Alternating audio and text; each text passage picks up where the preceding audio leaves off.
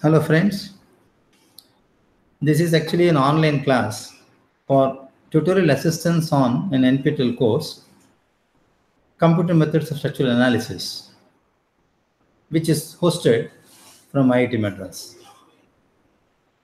I am Professor Srinivas Chandrasekharan from Oceaning Department at IIT Madras.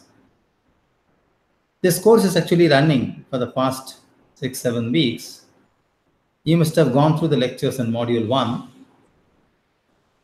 This course essentially has many features.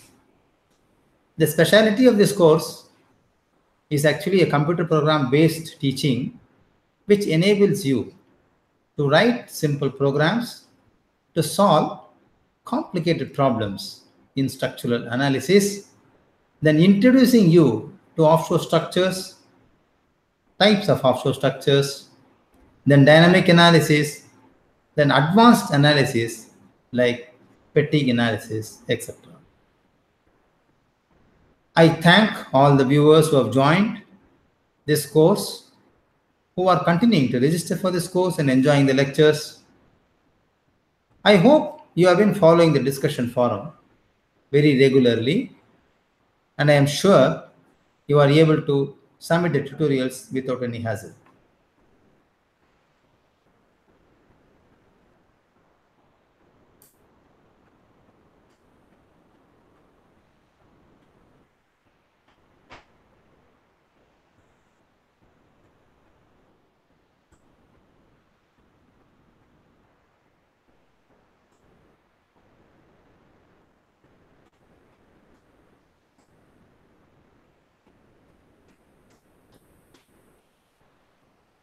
You will have no issues related to the submission of tutorials, I suppose.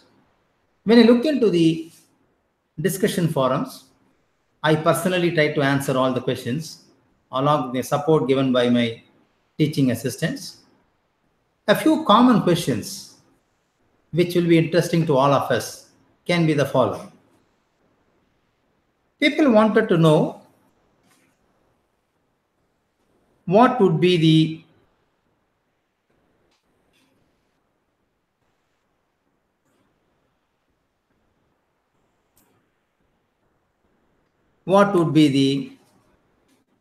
details of computer programs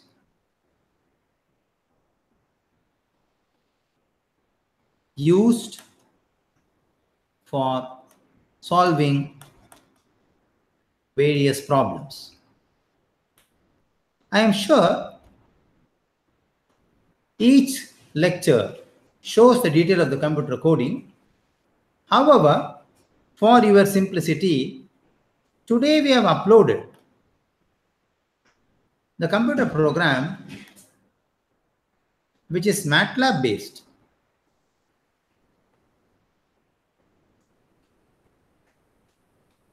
For solving a variety of problems. For example, for solving an orthogonal beam problem, for solving non-orthogonal frame problem,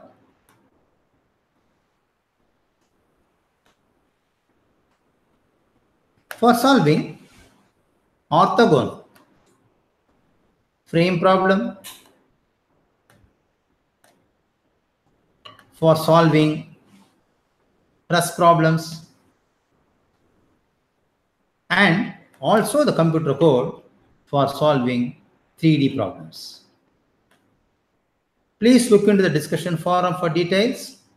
We have uploaded all the programs with MATLAB coding today in the morning.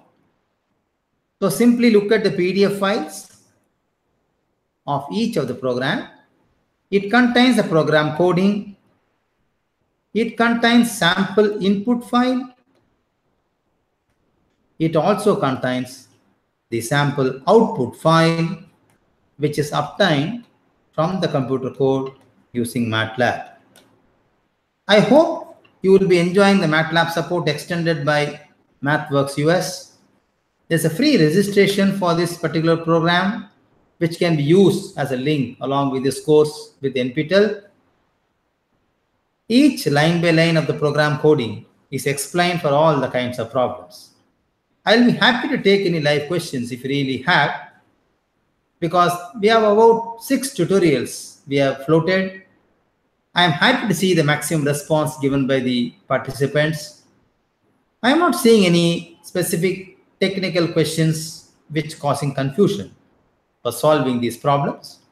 One major doubt which you may have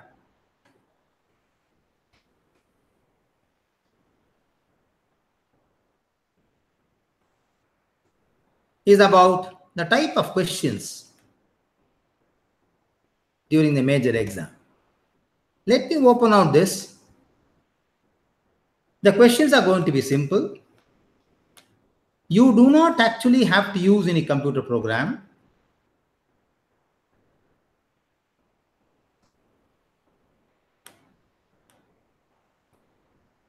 Use any computer program to solve these problems in the exam.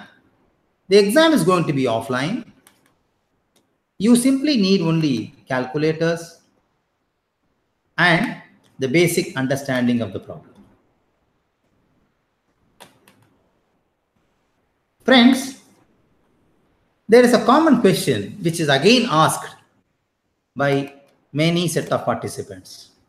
What is the use of computer program based course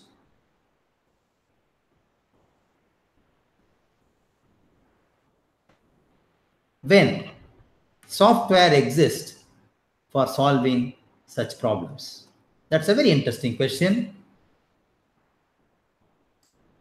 Software is actually a black box. We all agree that the input which is taken for solving the problem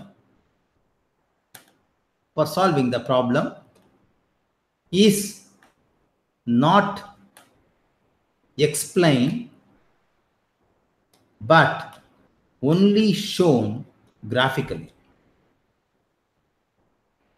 If you accept that this statement is true in many of the software, I'm not criticizing using of software for computer analysis, but if you accept that the input file created by you is only shown back graphically, it has got series of issues. Let's say, is the input taken correctly?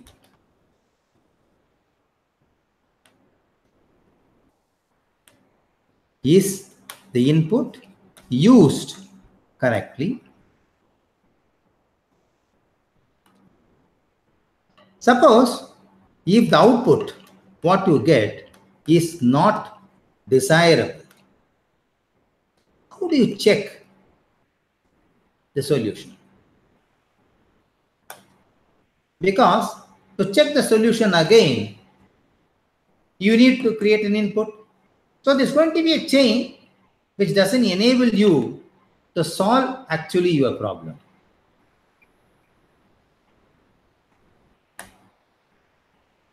So therefore, friends, it is important that if you learn how to write your own coding, then problem formulation is simple and well understood.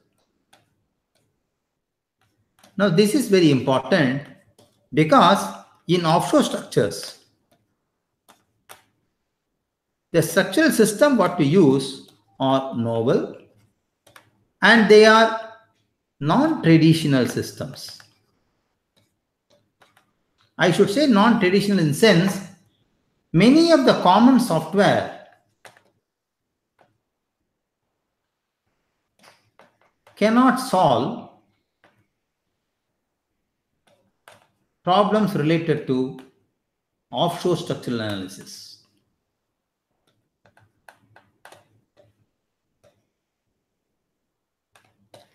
For example,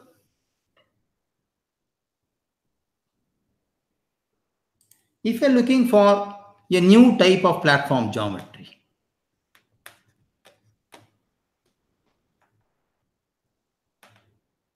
which we explain in other courses of NPTEL.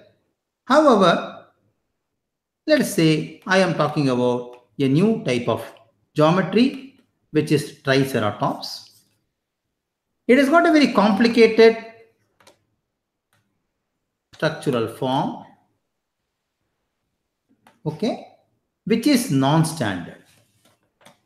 If it is non-standard, it cannot be actually used by any common software. So if I want to analyze this, I need to have the computer code. So we have to start understanding the computer programming and then use it for our own design. So that's the idea of the whole course. However, friends, you will all agree and you will appreciate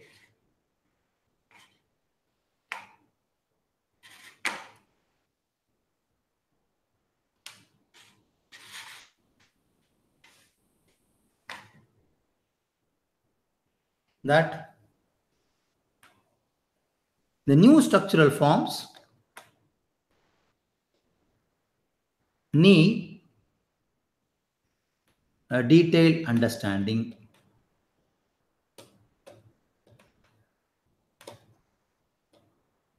of analysis procedures.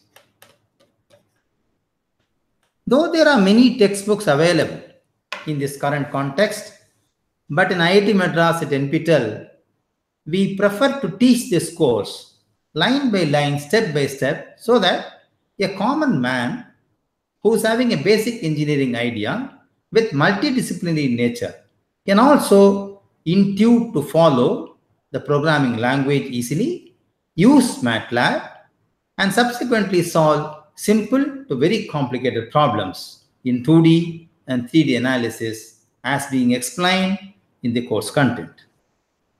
So there are about 6 to 7 tutorials which we have floated now. We will be floating another 4 to 5 more. Those who have missed the early tutorials, no need to bother.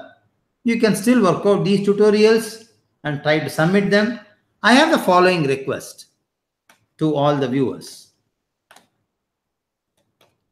Do share your doubts, if any,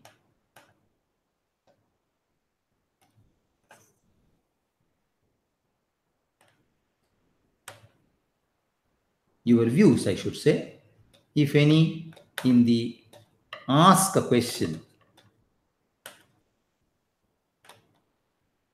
forum.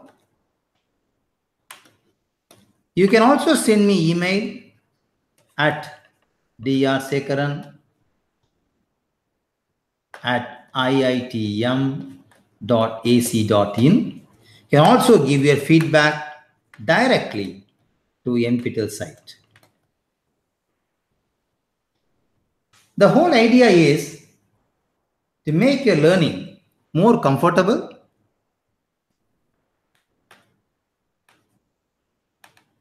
and more user-friendly. So actually it is a classroom coming down to your level to understand. If you really feel that the computer codes given in the course are not sufficient or non-executable, I urge to follow the basic tutorials given by MATLAB in the beginning of this course to really follow the coding procedures. The more interesting feature which I am going to discuss now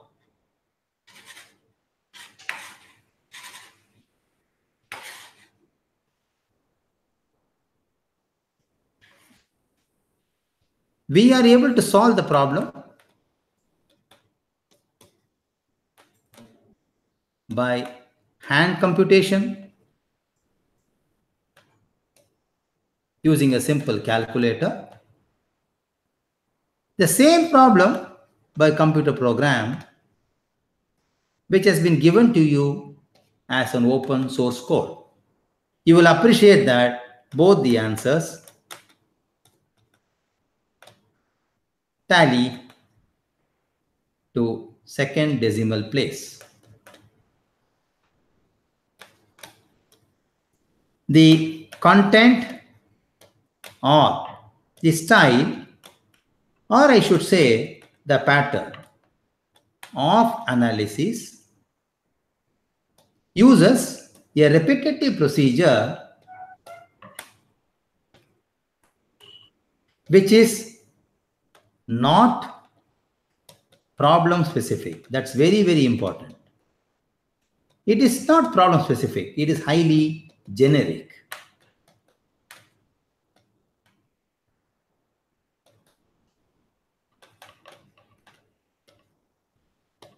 So that's the catch. We are using a very generic principle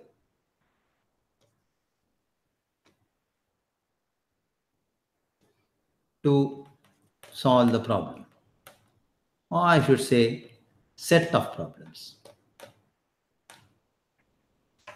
I'll be happy if you have any online direct live questions or any views to be shared.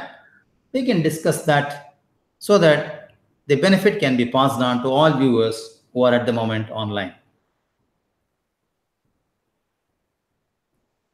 A common doubt which may come before you ask a question is, sir, I do not understand high level analysis, or I should say mathematics. Therefore, I lose interest in the course. The answer to this question is very simple. The procedure which is being used in the course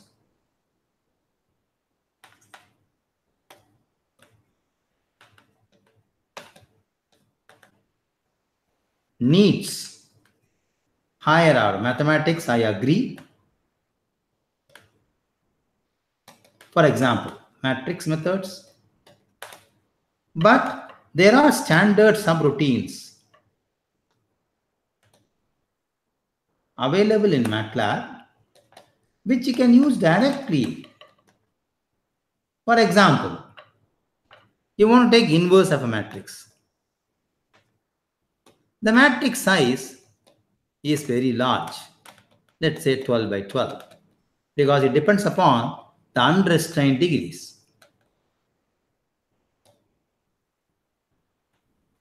You do not know how to take an inverse of a 12 by 12 matrix.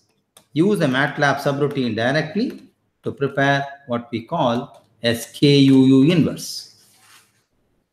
Similarly, you may require MATLAB assistance for matrix multiplication. We can even do this with the MATLAB subroutine. For your sake, let me reiterate, we'll take a simple problem now. We'll try to solve this in a few minutes. I'll give the basic input on the screen. Then I will show how this input is transferred to the MATLAB coding line by line. You can run the problem. If you have any specific questions at this moment, I am happy to take the question before you do this exercise.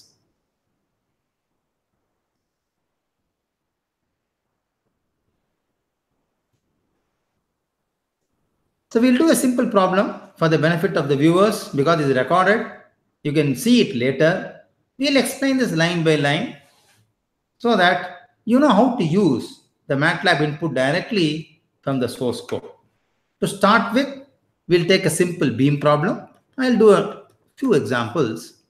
We'll take a simple beam problem with one end fixed and other end on rollers. Let's take a two-span beam. We'll mark the data of the beam as shown in the figure. Let's say this is E and I. This is E and 1.5 I. Let's say we want to change the moment of inertia for the span BC. Let's say this beam has got a central concentrated load of 50 kilonewton on the span AB and an uniform distributed load on the span BC, which is 30 kilonewton per meter.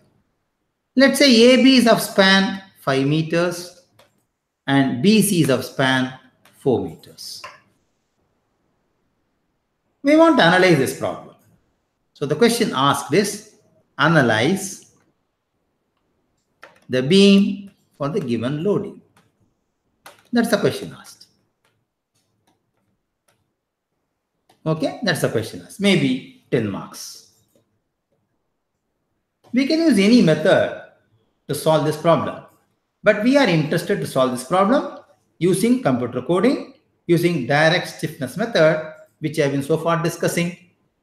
Let's see how do we do this problem, how do we start doing this problem. You know, step number 1, if you recollect, is identify the degrees of freedom of the problem. The moment I say degrees of freedom, there are two sets of degrees of freedom. One is what we call unrestrained degrees of freedom. Other is restrained degrees of freedom. We usually mark unrestrained in green color and restrained in red color. Let us try to mark the unrestrained and restrained degrees of freedom for this given problem. If you look at the support A, it is fixed. So it has no unrestrained degrees. Okay, all are restrained. If you look at support B, it is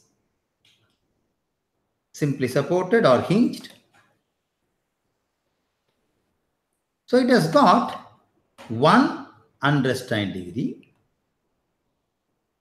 which is rotation, and one restrained degree, which is vertical displacement or vertical reaction in terms of forces. If you look at support C, the same story. It has got one unrestrained degree and one restrained degree. Let us mark this. So I am going to mark this as theta 1, this as theta 2. These are two unrestrained degrees. And then onwards, I am going to mark the restrained degrees. This is theta 3, okay, delta 4, delta 5, and delta 6. So there are total 6 degrees of freedom. 2 of them are unrestrained degrees and 4 of them are restrained degrees. Do you have any doubt in marking these degrees of freedom? Let me ask you this question. Is anybody online at this moment? Please share your views. Do you have any doubt in marking the degrees of freedom at this moment? It is very simple to identify an unrestrained degree and a restrained degree for a type of support. Please understand, this depends upon the kind of support. It is independent of the type of loading which is coming on the beam. Okay, I think we know this very clearly. So support A is fixed, therefore there is no unrestrained degree. Support B and support C are simply supported, therefore there are one unrestrained degree respectively in each support and one restrained degree on each support. Now very interestingly, in this particular solution pattern, we neglect axial deformation or axial displacements. The moment I say I'm neglecting axial displacement, then what will be the size of my matrix? The size of my matrix, size of my stiffness matrix of the member will be 4 by 4. Okay, there are only 4 degrees of freedom for a fixed beam, 2 rotations, theta 1 and theta 2, and 2 displacements, delta 3 and delta 4, which we can always refer back to previous lectures in earlier module. Now I have the stiffness matrix to be generated. There are two members here. You can see that. Member AB and member BC. So member AB and member BC. Let's see what are the labels of these members. So let us mark the local axis of the member. This is XM axis. This is YM axis. We know YM is related anti-clockwise 90 degrees to XM, and XM is always in the direction of progression of the length of the member. So we have marked XM and YM axis. It's a two-dimensional analysis. Now I want to identify the labels for the member AB and member BC. The moment I say labels, the member AB will have the following labels. Okay, so theta 3, theta 1, delta 4, and delta 5. On the other hand, the labels could be 3, 1, 4, and 5. That's for the member AB. So please understand there's an order we are following to mark the labels. Rotations at j at the end, rotation at the k at the end, then displacement at the j at the end, displacement at the k at the end. That's how we are marked. So friends, can you give me the labels for the member BC if you are online? Member BC obviously has again 4 labels. 1, that's rotation. Then 2, that's again rotation at C at the end. Then 5 and 6. So now my KAB, which is stiffness matrix of AB, will have labels, which is going to be a 4x4 matrix. KBC will again have labels, which is going to be a 4x4 matrix. The labels of AB, as you see here, will be 3, 1, 4, 5, 3, 1, 4, 5, 3, 1, 4, and 5. Similarly, if you look at BC, 1, 2, 5, 6 are the labels.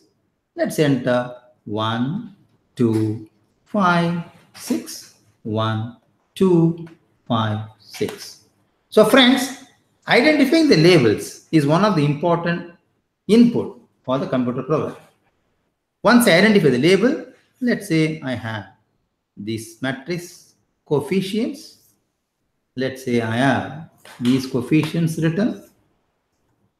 We all know it's very simple to identify and remember these coefficients. For example, this value, the star value here, is nothing but 4 EI by L. Let's see what is this value for the member AB. 4. Let us retain E as a known value and I as a simple number. We are not substituting for this. And L for this member will be 5 meters. So I'm using units as metric, SI units. So it's going to be 5. So it's going to be essentially 0.8 EI. If you say EI is constant out, I should enter this value as 0.8. Once I have this value, I can fill up this matrix as 0.4.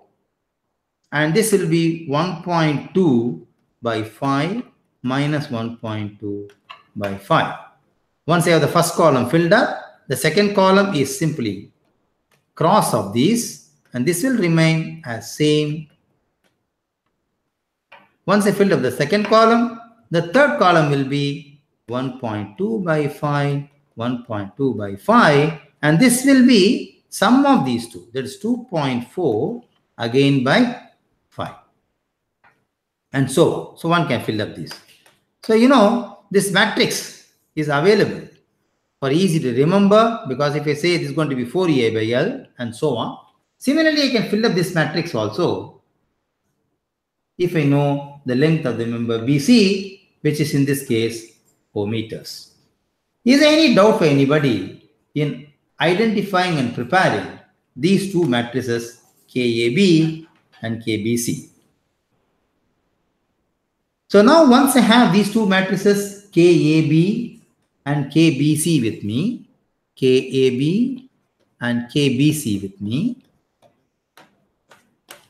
Then I got to assemble these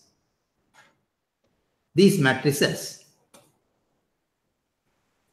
to form a total stiffness matrix of the whole structure. That's very interesting. A common doubt which people had initially in the discussion forum is, what would be the size of this matrix? Let us go back to the question again. The beam has got total 6 degrees of freedom. You can see here 1, 2, 3, 4, 5, 6. So essentially, the stiffness matrix of the whole beam will be 6 by 6.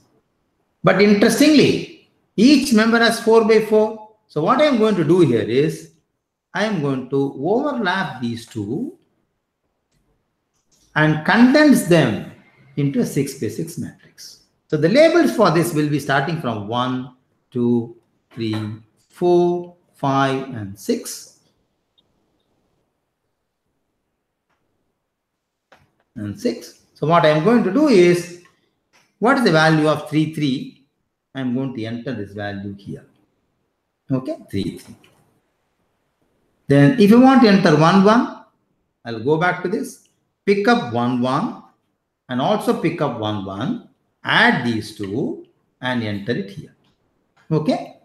It's very easy to assemble this matrix and get the K bar or the global matrix for the member ABC. That's for the whole beam. Of course, you remember EI will be constant because E and I in both the members are same. But however, please note, this beam has 1.5 I, this beam has only I. So when I do this, I will use this 1.5 as a multiplier here. For example, this will be 4 EI by L, which will be 4E into 1.5 I by 4, because the length of the member BC is 4 meters. So EI is constant. This value is going to be 1.5. So this matrix can be easily filled up without any confusion. And therefore, this matrix can be formed automatically using the computer program. Okay. So this is an input which is generated. Now, this problem has how many understand degrees of freedom? Is anybody online? Please give me an answer. How many understand degrees this problem has? They have been marked in green color. Okay. There are 2 understand degrees, theta 1 and theta 2. Therefore, I partition this matrix. I partition this matrix at 2 by 2. Okay, at 2 by 2. So this becomes my KUU. This becomes my KUR. This becomes my KRU. And this becomes my KRR. How do I get this? This is understand degree. This is restraint degree. This is understand degree. Restraint degree. If you want to read this, row first, column next. So KUU. If you want to read this matrix, row first, column next. So KUR. Similarly, KRU and KRR. So the program will plug out this value, KUU, and then it will find the inverse of this matrix using MATLAB. Okay, friends? So inverse is uptime.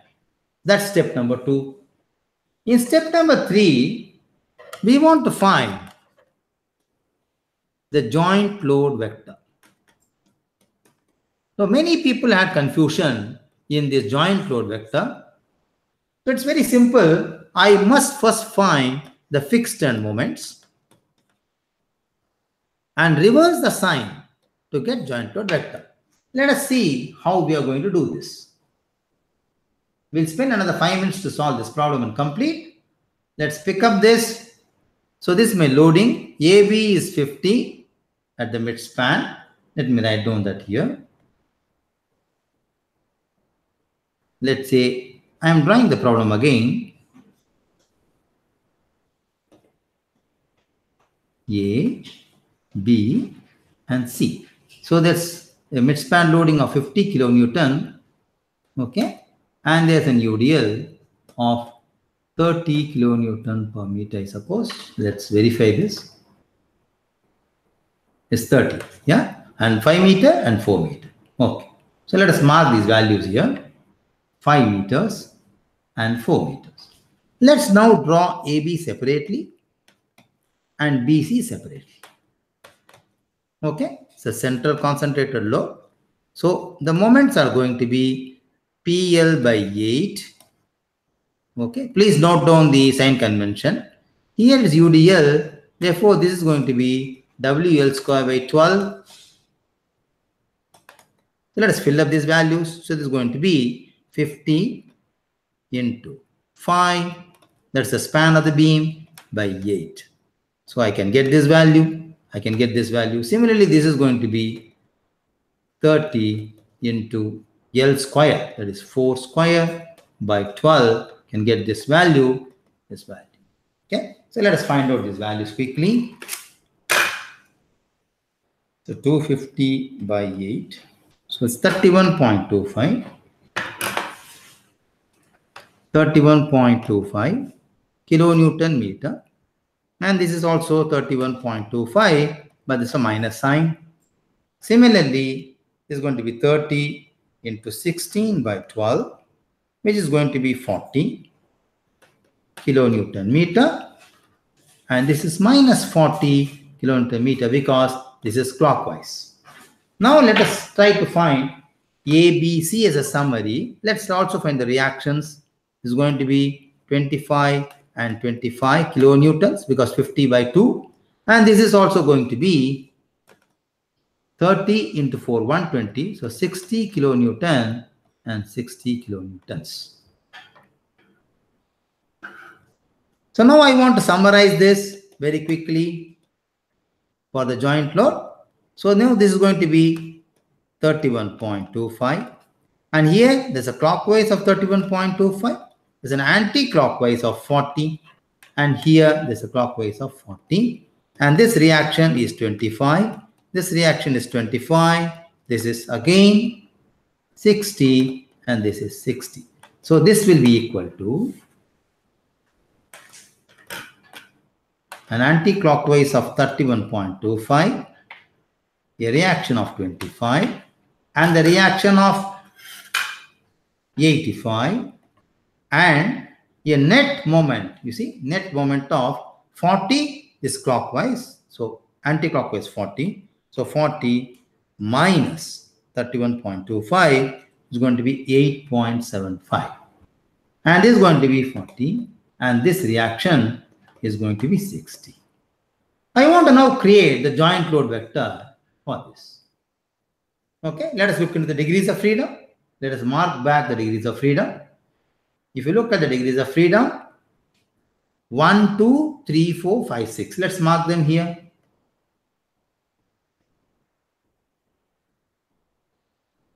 Okay. 1, 2, 3, 4, 5, and 6. Okay. So I am going to mark down these values 1, 2, 3, 4, 5, and 6. So I am going to create a joint load vector. Joint load vector is a reverse of sign of fixed end moments. Let's look into this figure now. So now if you look at 1 is anti-clockwise. So it's anti-clockwise here minus 8.75. Why there is negative? Because this anti-clockwise should be reversed as clockwise, whereas the original sign is anti-clockwise, so minus. Similarly, 2 is anti-clockwise. This is to be reversed anti-clockwise. This and this matches, therefore plus 40, 40.0. Similarly, for 3, minus 31.25. Similarly, for 4, minus 25.0. 5, minus 85.0. 6, minus 60.0. Friends, this is an input which I got to supply to the program. Once you have this input ready, then the next step is very simple, and that is the final step we have. So we know I want to find delta U, which will be KUU inverse of JLU. The U stands for unrestrained degree. So we can get this from the solution using a program. Once I get this, I can find the end moments as simply for the ith member is k of the ith member into delta of the ith member plus fixed end moments of the ith member. All I have now, okay, I can substitute this and get the reactions of each member, which we are going to now do it using the computer program. So please follow the computer program now, step by step, and see the input what we have given is going to be fed. Let's quickly see what are the inputs required for this problem. Input is degrees of freedom. Then the details about span, moment of inertia, Young's modulus, etc. Then the labels for the problem, that is for each span, what are the labels? Once I have the labels, then I have to also give the joint load vector. Then the program will find out K. The program will find out KUU inverse. The program will find out delta U. Then the program will find out moments of the forces. Let us share the screen now and see how the program is explained line by line. I have Miss Vinodini with me, who is also the teaching assistant, who is sharing her thoughts and her ideas during the discussion forum. So I'll request Vinodini to share the screen and explain the computer program line by line with respect to this problem. Let's quickly see the problem once for a minute again. The problem is actually a two-span beam. The number of members are going to be 2. The degrees of freedom are marked here. So I'll put the screen on the side and parallelly the computer program screen on the other side. You can compare the answers and try to find how the input is actually matching with the screen sharing mode, and line by line the program will be explained. If anybody online at this moment, if you have any doubt, you can please stop me and ask me if you have any difficulty.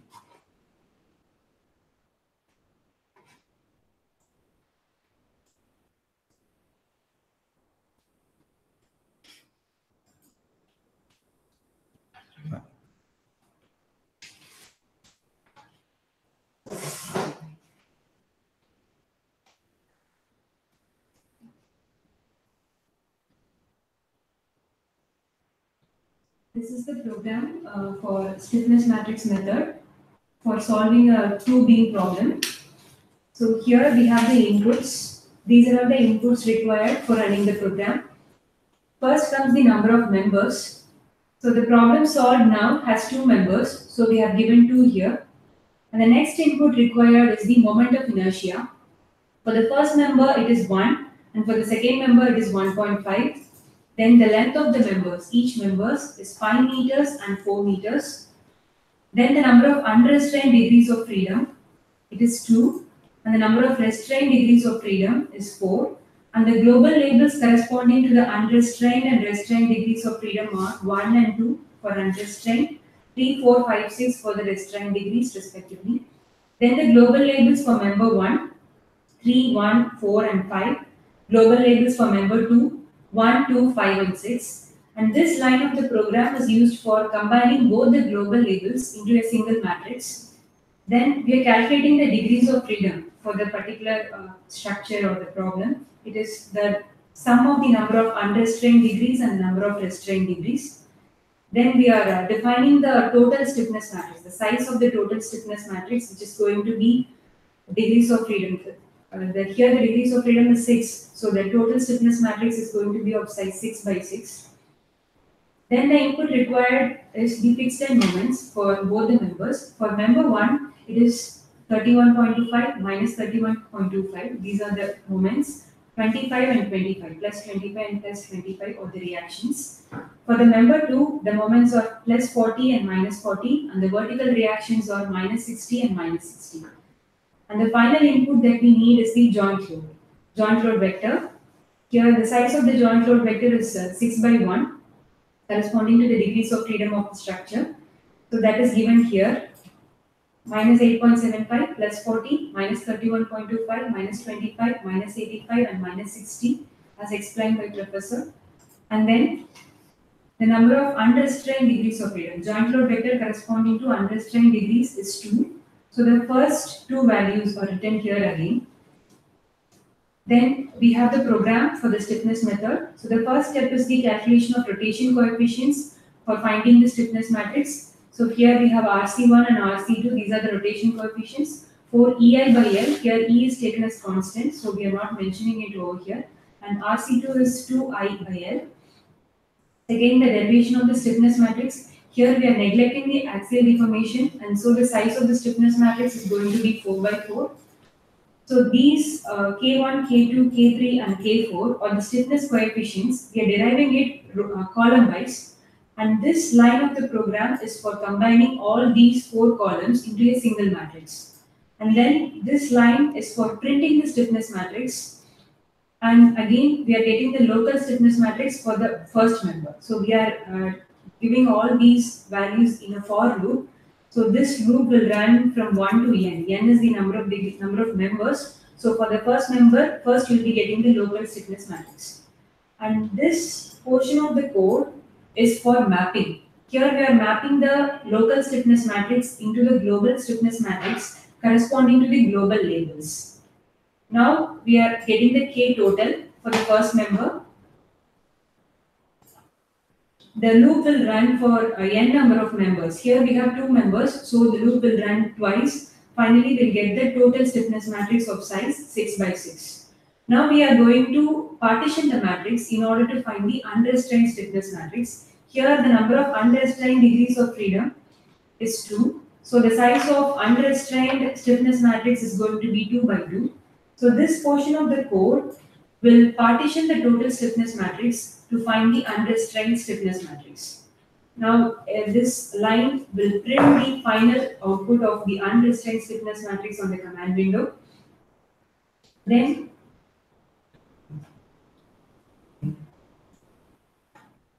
let me increase the size of the font.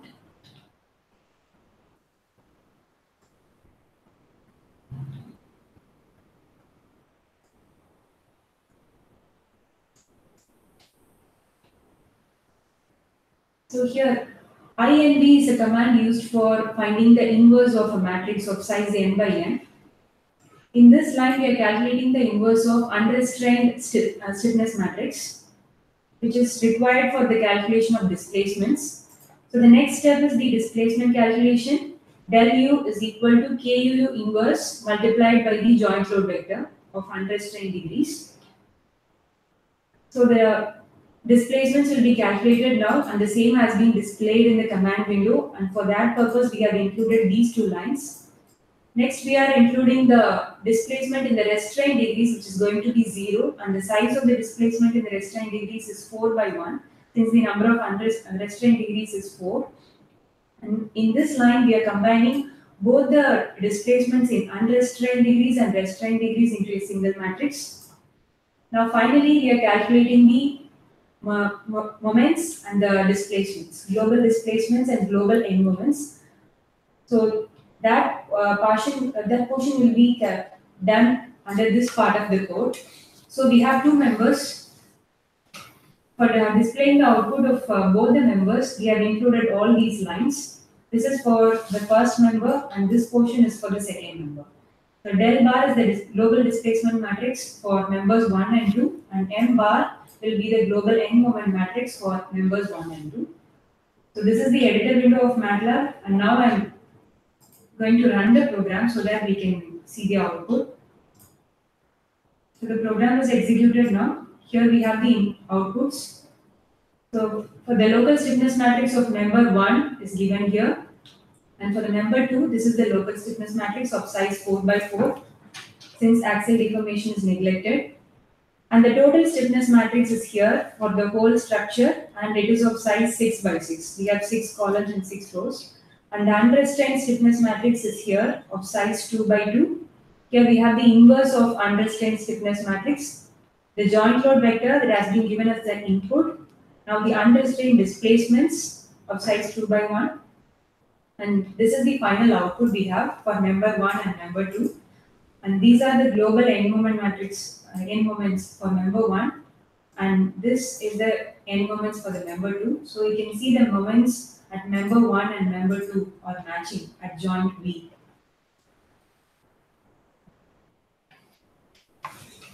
So friends,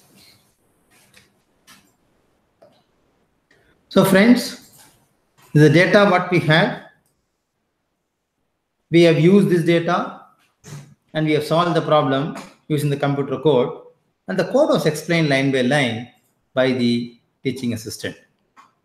I am sure you would have intuited to write a simple coding to solve a problem like this, and I urge that you should share your views and doubts if you have any in the Ask a Question forum. I am happy to get back to you again in the online session if you request again to the discussion forum. So we have solved one problem step by step and explained you the procedure. So I'm happy that we'll be able to get back to you again if you have any specific questions or doubts. So friends, I hope the mission of NPTEL at IIT Madras is to make the teaching interesting, simple, and state-of-art learning. We are doing our best to give you the tools of teaching and analysis in a most simple form. I take this opportunity to also thank MathWorks United States to give a free login to use MATLAB for this particular course. I also thank NPTEL administration and my team of research scholars and my faculty colleagues who have put in effort to train and educate me in this domain of research. Thank you very much and bye.